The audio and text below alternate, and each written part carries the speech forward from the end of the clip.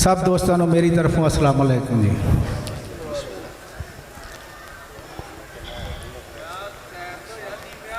इश्क जिया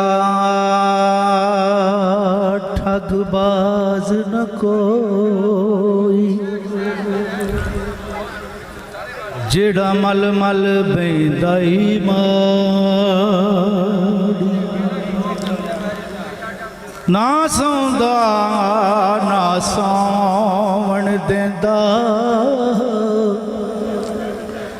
जिमें पैंदाई बाल रिहाड़ी।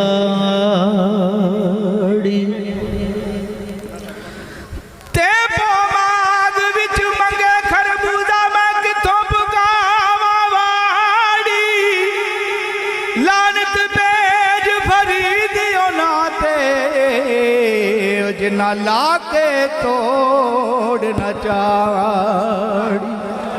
हे अखियां नू अखियां वेखण आइयां, ते किस कज़िए नू फड़ियां,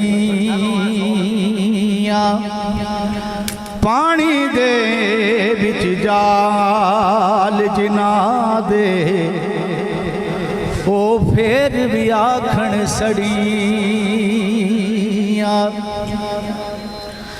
ते सजन जिना